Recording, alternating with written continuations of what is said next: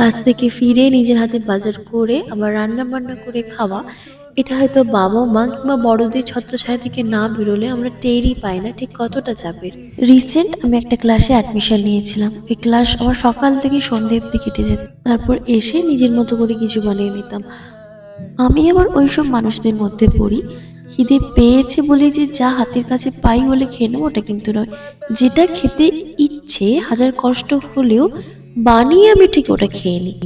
মানে ঠিক পেট শান্তি হলে মন শান্তি, ওরম ব্যাপার আছে আমার মধ্যে।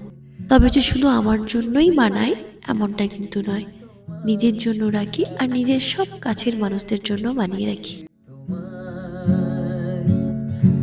টালমাটাল মনটা কিছু তোমায় বলতে চায়, বেশ আমার ভাবনাগুলো তোমায় ছুঁতে চায়। আমি শুধু চেয়েছি তোমায়, আমি শুধু চেয়েছি তোমায়, আমি শুধু চেয়েছি তোমায়, আমি শুধু চেয়েছি তোমায়।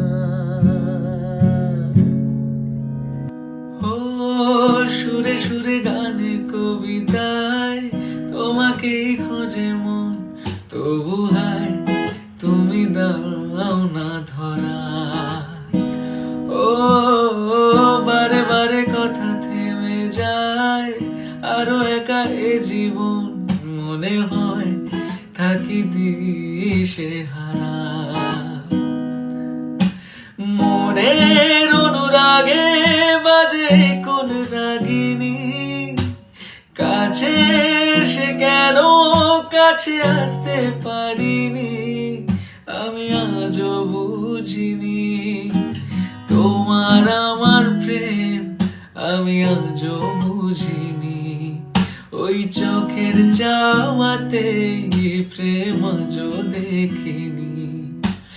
দূরে তবু দূরে সরে থাকতে পারিনি, কাছে সে কেন কাছে আসতে পারিনি, আমি আজও বুঝিনি, আমি আজও বুঝিনি তোমার আমার প্রেম, আমি আজও বুঝিনি।